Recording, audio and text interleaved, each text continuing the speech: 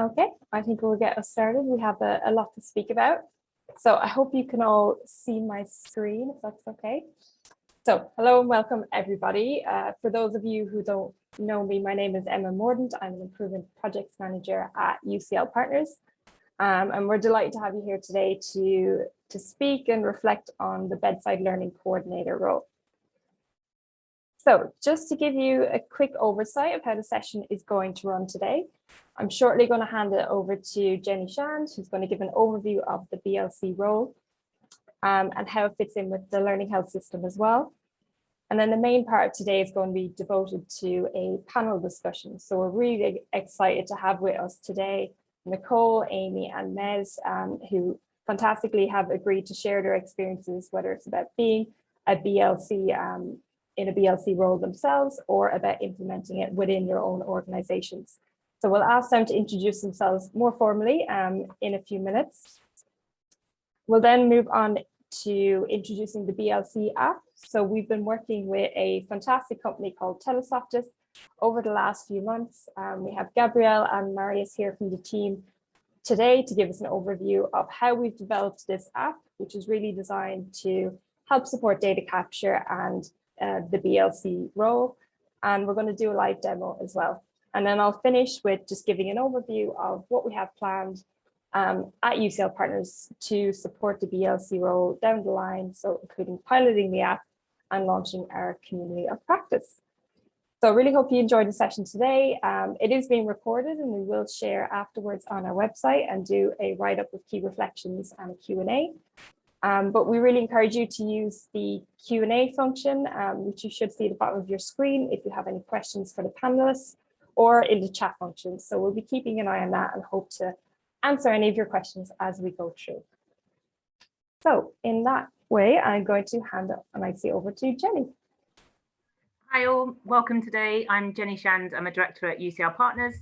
And about a year ago, I worked with a team, the Quality and Learning team at NHS Nightingale London, where we tested the learning health system approach. And I think Richard Boehmer's in our audience somewhere, in practice in the hospital. And that was really the genesis of the Bedside Learning Co-ordinator. So on the next slide, thanks, Ems. Just wanted to flag a couple of things really. Firstly, I'm really delighted that so many people are interested in this role. It was something that was born out of necessity, and to see that it may have longevity and value in settings outside of a pandemic hospital is really exciting. So firstly, thank you for joining and for your interest. And I hope that the experiences that Amy, Mez and Nicole and others who are in the audience and hope to be participants in our community of practice will have to share, will show what's evolved since 12 months ago. So on your screen is just an overview of the learning health system, and learning health systems are really there to ensure that organisations learn fast and act fast, and that they're really clear about, what are the things that are working well and therefore need to be sustained, where are there areas for improvement, where are things not working as well, what decisions do we need to take, what testing do we need to do before we then make a change to deliver that improvement. And there were sort of 5 pillars of that. So firstly, the data that you look at, that's both internal and external data. The analysis of that data, how do you triangulate insights from different sources? The decisions, who looks at those insights, who makes decisions on them? What do you then do based on those decisions? Who implements the change? And then I think critically is a closure, making sure that those decisions have been implemented well and that they have achieved the ambitions that they had. So as we were setting up this learning health system, there was a key gap really around insights from staff, and how could we do that in a really fluid way, recognising that we had borrowed staff from all different trusts around London, that we had an inconsistent staffing group, so people would do a couple of shifts or they may be there for a more sustained period of time. And that there was a lot of unfamiliar things, both in terms of how you treat patients with COVID. This is a year ago, we've learned so much since, but also how do you run a hospital in a conference centre. And I think the early insights were as much about snagging when you open a new space as they were around some of the nitty gritty about how best to support the patients that were in our care. And so the Bedside Learning Coordinator was there to try and actually increase the amount of data that we had to work with and to get some of those real observations on the ward. We were in a period where PPE was in short supply, which I think it will be familiar to everybody. And so just wandering onto the ward and having chats to people wasn't really a possibility. So we needed to be more deliberate in how we engaged with staff and got their insights during a shift. And so the next slide just describes what the Bedside Learning Coordinator role is. So I'd like to ensure that you hear that a Bedside Learning Coordinator isn't a role that sits in isolation. It's a critical data flow within this, embedded within this learning health system. And it's a function that anyone can play. So it's not about an individual's job as the BLC. We use lots of different staff across the team. It might be people from the clinical team. It was people from the quality and learning team. It was people we'd borrowed from the education and training groups to come in and listen and play that role of listening, observing, and ensuring that we're acting where necessary, but also taking those insights back to decision makers and taking the changes back to the ward as quickly as possible.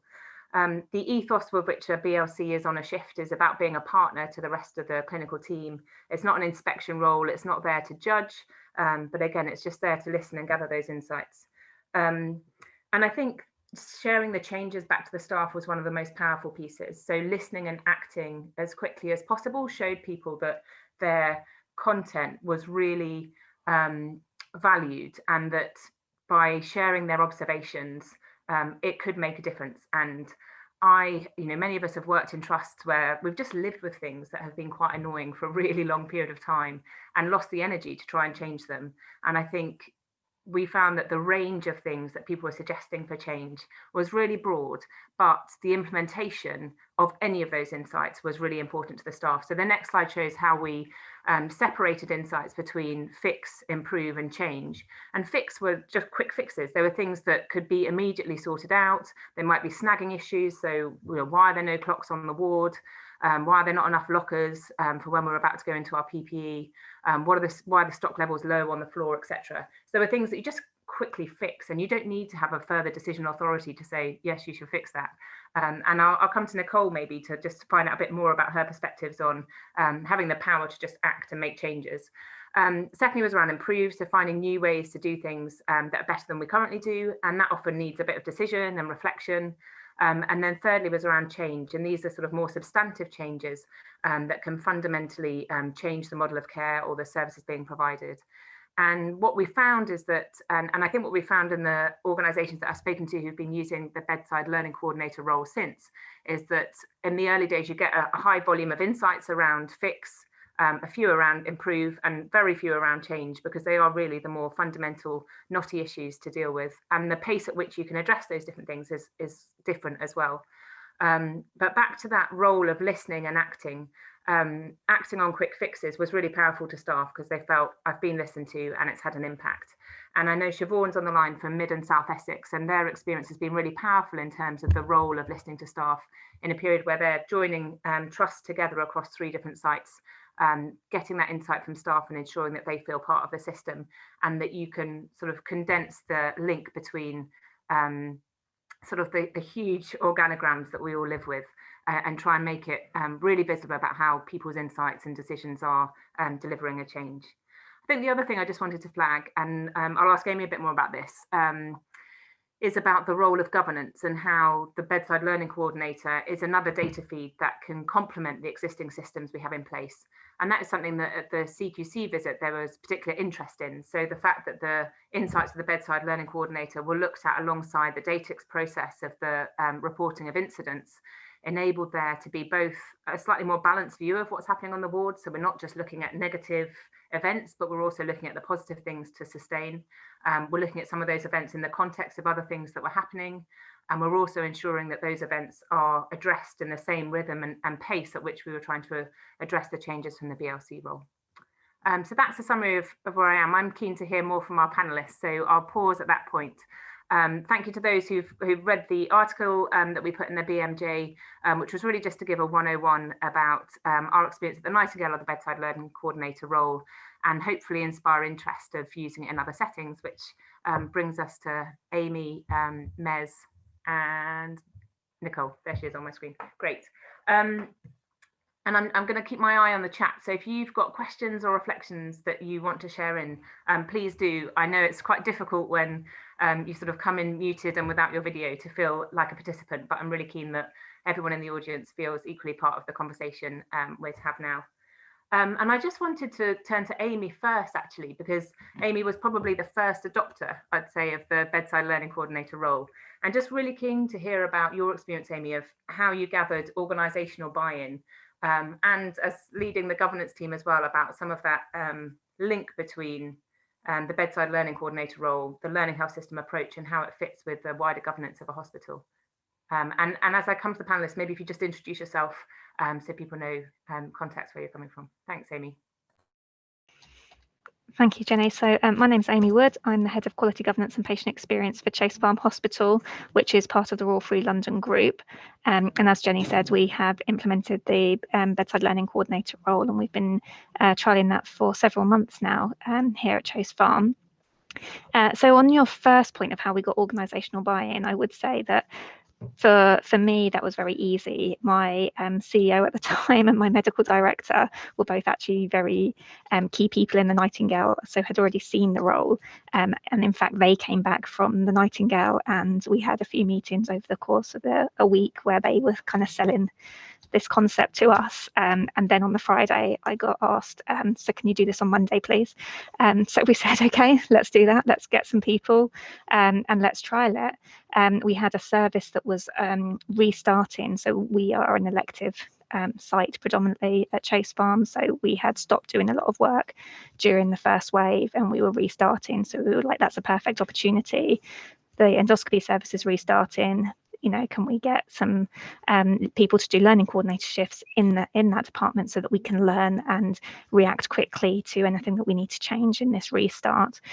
And that worked really well. In fact, we said so. James Mountford did the first shift, I think, and I shadowed him for a bit, and then I did the second shift on the first day.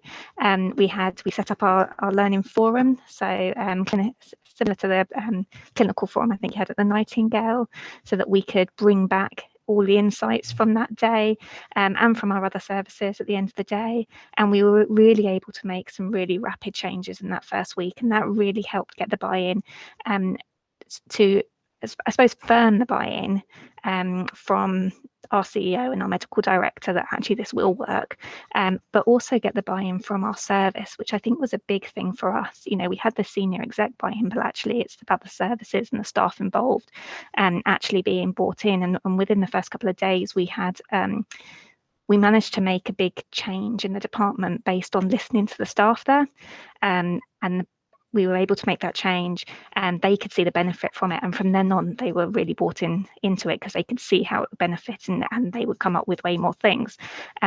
Importantly, though, it also, our CEO said that the process allowed her, she felt that she was able to agree to the change because she was just agreeing to a test of change. She wasn't agreeing to a full change forever. She was agreeing, you know, there was a suggestion that came up.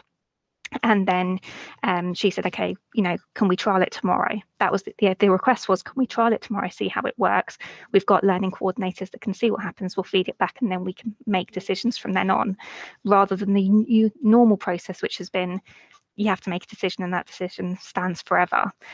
So from everybody all around, that really helped our process. And I think that's really helped get momentum and buy-in across the whole of our hospital, and wider in the trust in areas that we've got that are very excited and keen to kind of see how it progresses to be able to move on into their hospitals.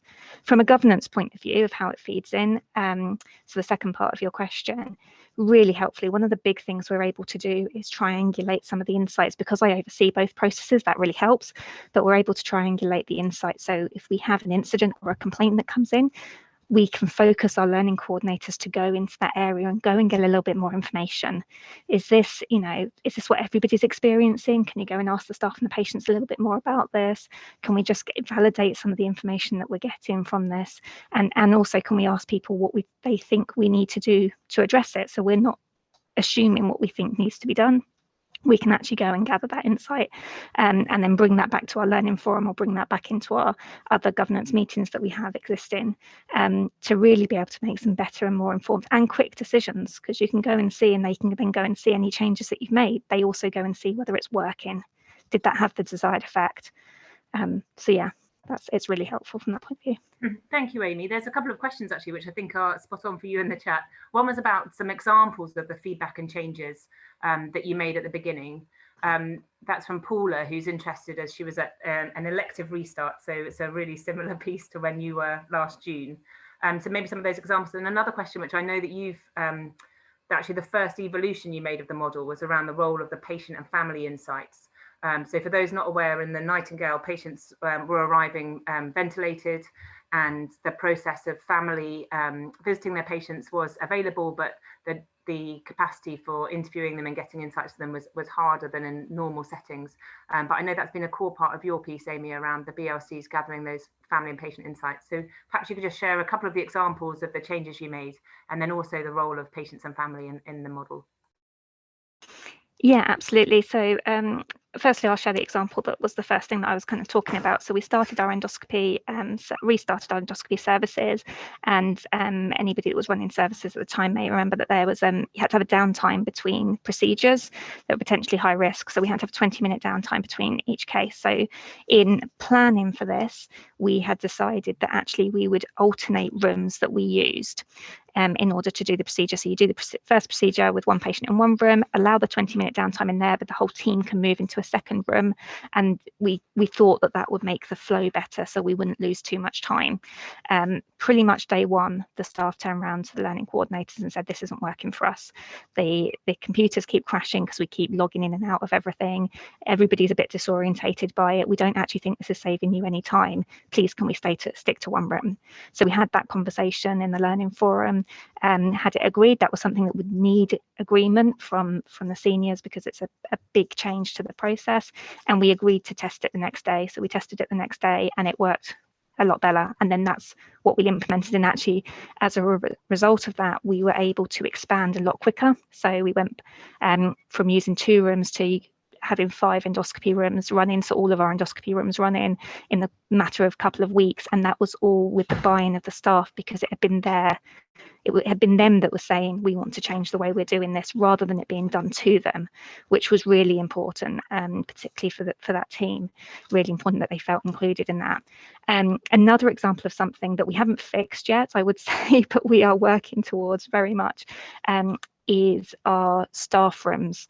So we're quite a small site, and social distancing, we have quite a lot of staff on site, and social distancing at break times has been a big problem, particularly in our theatre departments, where the staff are obviously all in their scrubs. They're not allowed to be out of that department in their scrubs. They'd have to get completely changed into other kits and stuff. So that's been really tricky for us to try and manage those kind of coffee breaks and things like that, and just keeping them feeling refreshed between cases. And our learning coordinators have really been able to help us get the actual insights from the staff of what would matter to them, like what matters most. Is it about just having somewhere, or is it about having somewhere that you can actually be, where you can get a coffee in your scrubs? Is it somewhere that you can, what means the most? And they can really get that information from all of the people that work in our theatres, and all the people that work in our theatres are not necessarily managed by our business unit.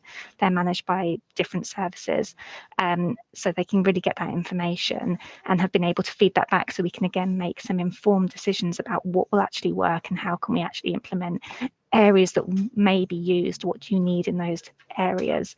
And then once they're in, so we've been trialing a few things, and the learning coordinators go out and they speak with staff about, they promote the new places, and they also can speak to them about, is this working for you? What else would you need? Why aren't you going and using a particular area?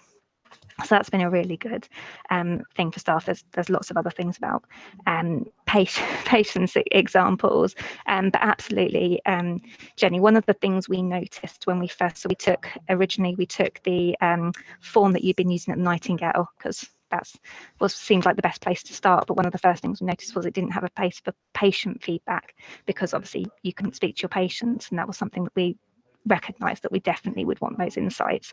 So we added a section for that, and our learning coordinators, when they go out, they observe, they speak with staff, and they speak with patients, and that insight from the patients is really good. Often we only really get insights from patients who either are very unhappy and they've made a complaint, or are very, very happy and have made a compliment in. Some that have done kind of FFT and feedback like that, but you don't really get real as good information from them. And this is a really nice way that they can have a really good conversation, that we can really draw out what could we do better. Even if people are having a good experience, is there anything else that you wish you'd known before you came? And recently our learning coordinators have actually undertaken a bit of a What Matters to You survey with both our staff and our patients. They've helped us gather that information that we're just analysing at the moment, and they're also helping us get some patient insights to support the development of our patient experience strategy for the trust, so that we can get that feedback into it. So I mean, it's really, you can just get much more rich information when you're having a conversation with somebody, because you can ask those follow-up questions, and that's really valuable. Thank you, Amy. That's brilliant. And thanks everyone for putting some comments into the chat. I'm lucky to have some of the teammates from the Nightingale on the line as well. So I'm asking Richard and James to add a couple of comments. So we had an interesting question about what's a one-line definition of the BLC role that you could use when you want to advertise it to others, and also a piece around the role of IHI methodology and how that worked with the BLC bit. So thank you, James Mountford, for answering on that, and to Richard Bomer for answering around the BLC role. And I just wanted to come to Nicole, and I think on that point about the role, interested to hear your reflections, Nicole, about how does the BLC fit with the clinical team on a shift. So Nicole was probably the first BLC at the Nightingale and has continued to do lots of shifts both at the Nightingale and Mid and South Essex, and now in your new trust in Sussex. So keen to hear about, how does the BLC fit with the clinical team on the shift? What's the difference between a BLC and a nurse educator? Because I know that's something that a few people have been interested in terms of the interpretation. So hi everyone, just to introduce me, Nicole was as Jenny said, probably one of the first BLCs up at the Nightingale on the first time round. It's an interesting mix, really, I would argue. So from a nurse educator background, which is what I was at that beginning process coming into Nightingale 1, in my head I kind of thought it would be that kind of supportive role, but actually what it ended up developing into was the ability for the staff to chat. I suppose probably from my background in my educator role, I've done a lot of simulation training, and that debriefy type conversations was really key to being able to bring out that communication from the staff. It's kind of a bit of a knack of having that listening ear, having that approachable manner, to be able to have staff to be able to come to you, offer their what's going on, and then probing conversations to try and get to what is the nitty-gritty of what you need to learn. There will be, as you go in, everyone's got their top line nitty-gritties, why can't we have, we laugh about things like decaf coffee and things like that.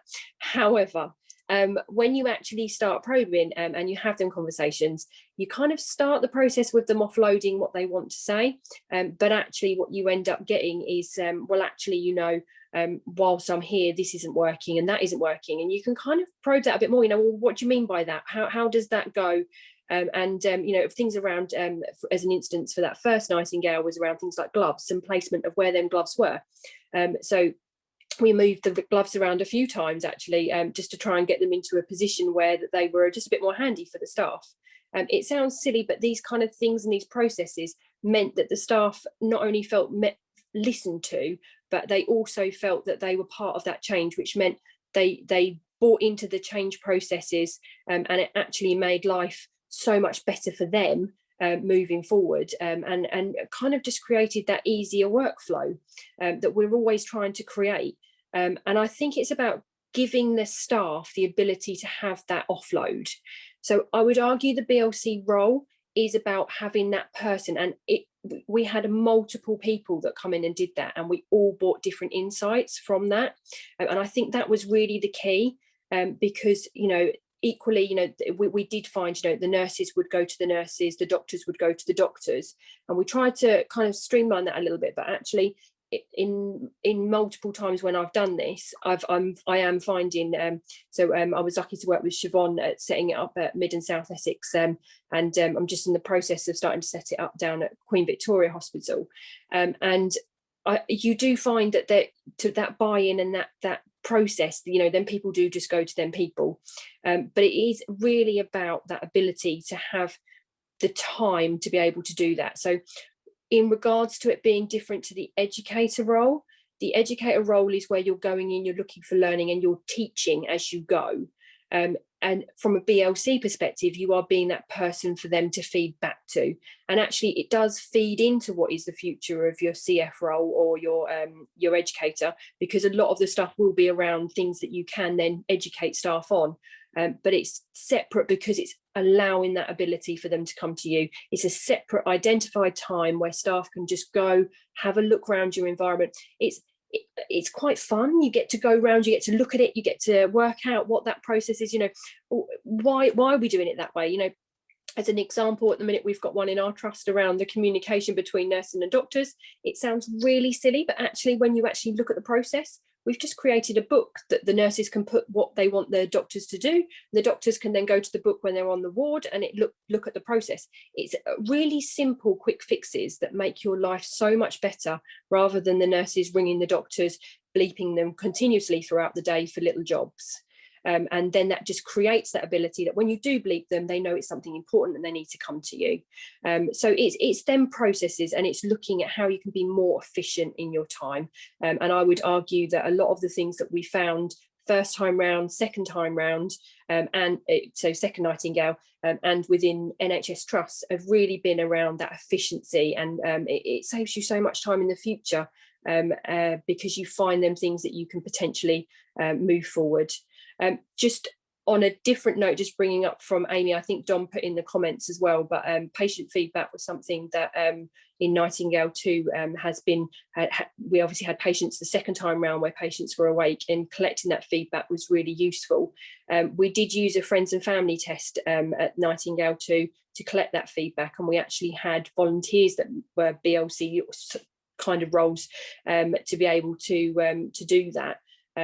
So there is the ability to create that environment where you can use other people to collect that feedback and feed it into the system as well. And I think that's something that as we move forward in the BLC roles, we'll be able to actively look at how we can improve that. But that was really, really useful in Nightingale 2. I'll give a little shout out for Jo. She did a great job of that. So yeah. Thank you, Nicole. That's brilliant.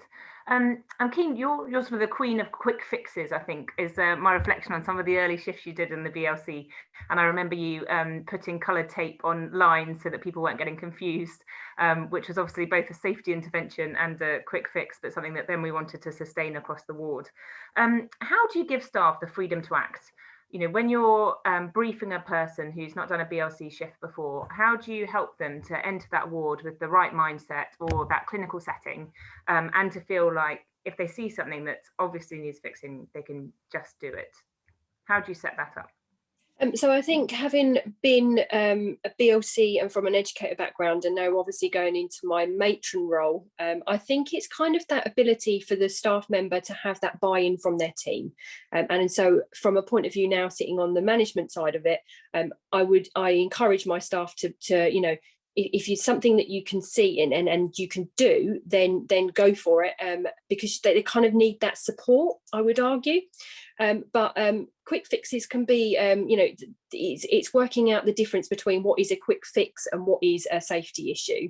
And I think that kind of comes with time, and BLC, as you go through it, you kind of learn what them quick fixes are.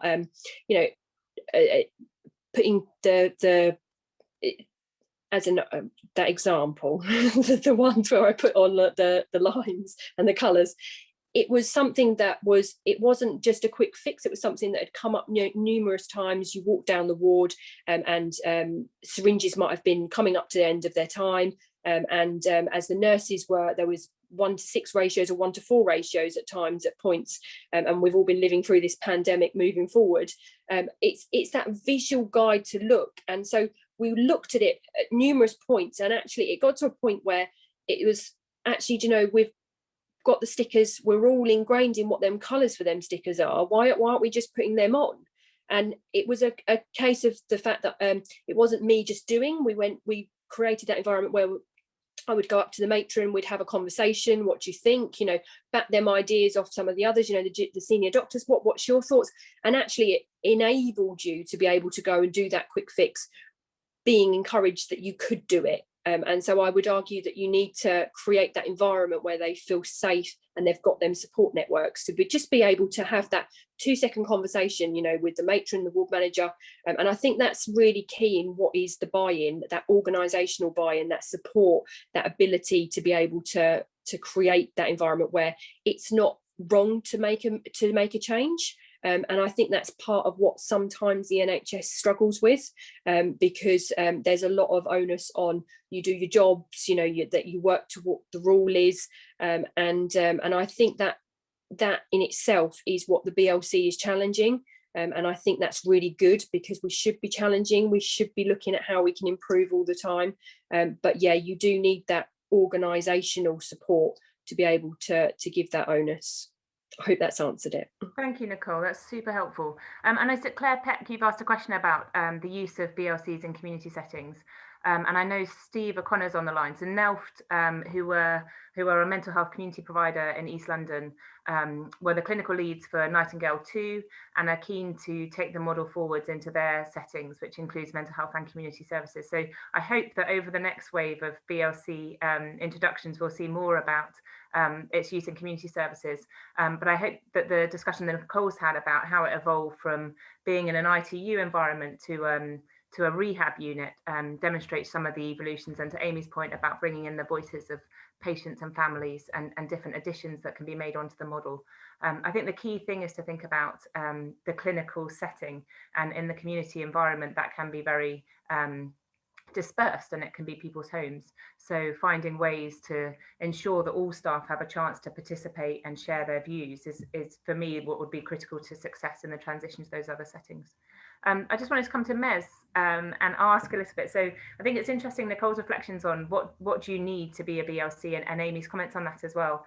And keen to hear from Mez about the role in practice. So Mez, a colleague from Care City, an innovation unit in East London, was thrown into the lion's den almost as a BLC. And I think Mez, it's really interesting your experience, and keen to hear about how you found the role in practice, what surprised you. And I think particularly if you haven't got improvement experience or you haven't got clinical experience, how did you make a contribution, which I know from feedback from others was really huge. So tell us more about who you are, Mez, and your thoughts on those. Great, thanks, Jenny. So my name's MaryFrance Giorgio. Everyone knows me as Mez.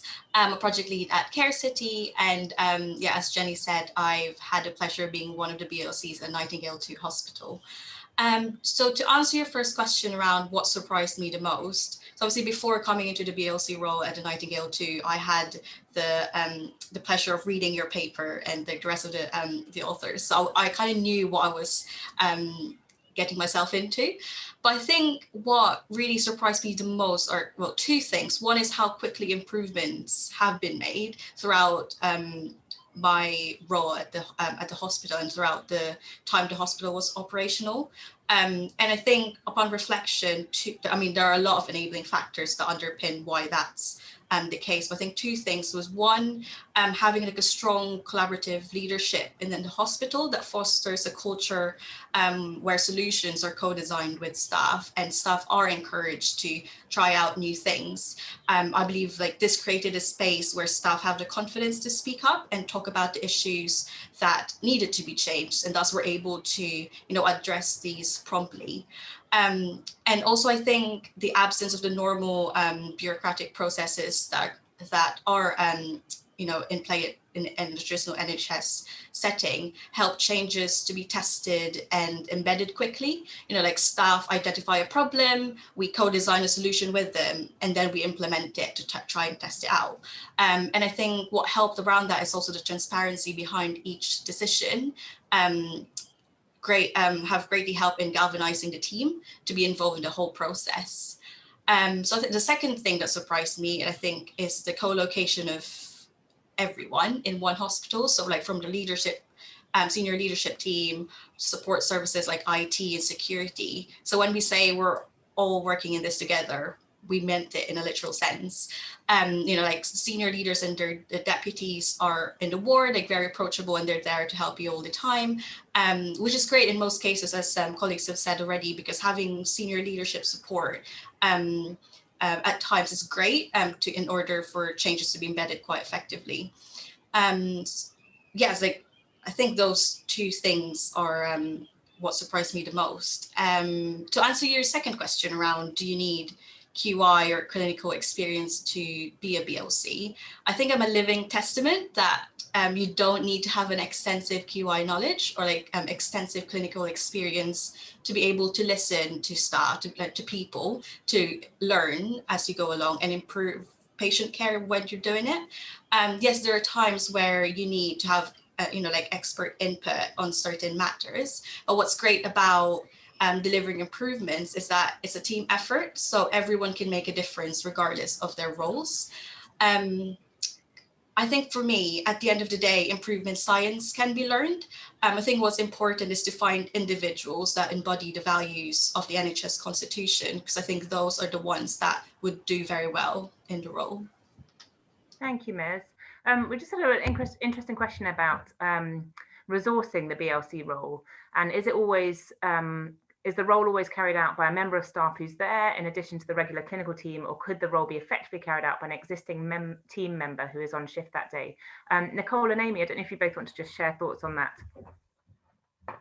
Nicole, do you want to go first? Yeah. So yeah, I'm more than happy. So something that I'm playing with on my own unit at the moment is looking at how I could adapt it to have it so that my own staff would be the ones that run that, because again, I think obviously during COVID times we've had the ability to have that additional resource which won't be there forever, and something that I'm playing with at the moment is having right from my cleaner to do a couple of hours right up to my consultants, and even external people from outside of my unit to come in and do walkarounds and chat to people. I think it's really important to think of how we can move it forward. And I think there isn't always that ability to have that additional resource for people to come and do it. I also think there is the movement from a Nightingale environment to having a daily BLC, to having the ability to be able to keep on top of what is the fixed change improve, because I think in real life, arguably, we don't have that ability to do that continuously, and I think having that ability to be able to have maybe 2 or 3 times a week a BLC on your shifts, so twice a week, whatever it is, that then feeds in, just makes it a bit more manageable to be able to actively make them changes.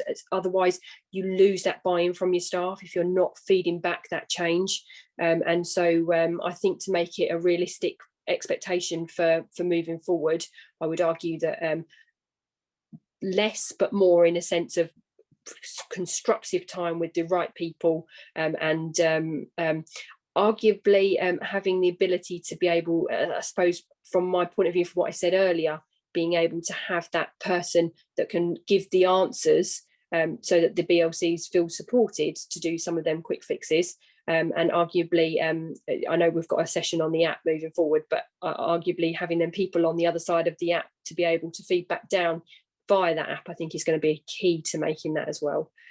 So yeah, I think that's probably from my perspective. Yeah, thanks, Nicole. And I'll come to Amy. And Siobhan is kindly posting as well, your colleague at Essex. And I think you're absolutely right, Siobhan. I think your post has gone to all panelists, so I might just repost it to everybody. But about the importance of BLCs understanding the boundaries of the role. And I know, Siobhan, you've tried, as you'll have experienced in Essex as well, Nicole, actually rotating across different departments and using different staff to do that, to learn as you go, but it very much not being a role that sits there, but more a data flow and a function. And I think that's a really important way of looking at it. Amy, do you want to share your perspectives on resourcing? And perhaps also, Amy, when I was quite struck at the beginning in June and how it's evolved over time, about how you've changed the rhythm of BLC insights. and how it's linked to that decision group to make sure that insights are acted on. Yeah, absolutely. So we have got some people in, especially to do the learning coordinator role. We do supplement that sometimes with some shifts from other people. I would echo what Nicole has said about you don't necessarily need somebody on every shift in a department, but actually, we definitely, and it's worked very well, we have people that they'll go out and we'll rota them, and we make sure that they get to every department a couple of times a week to make sure that not only do they get the insights, but they can feed that back, what's happened in the week and what's come out of the learning forums, because that is really crucial that people get that feedback. They will also go specifically, if an individual has specifically raised something, they will go and seek that person out and specifically go and respond to them to make sure individuals have that feedback as well. It has absolutely evolved. When we first started, we were having a learning forum every day, and we were trying to cover quite a lot of the shifts. And like I say, when we first started, we had a lot of services that were restarting. So that was really quite the right thing to do, because there was massive change happening in those areas. So you do want to have somebody eyes and ears on the ground, kind of seeing through that change, and you're making loads of little changes in that time, fixes and some things that come up to be improvements as well. As things have settled into more business as usual, that's where we found that you don't need somebody in there all the time, because actually things maybe don't move quite as quickly, because you are moving towards the improvement side of things, or the change side of things, that you're picking up kind of you've hopefully dealt with most of the kind of quick fixes, and you're picking up more of the substantial issues that need a little bit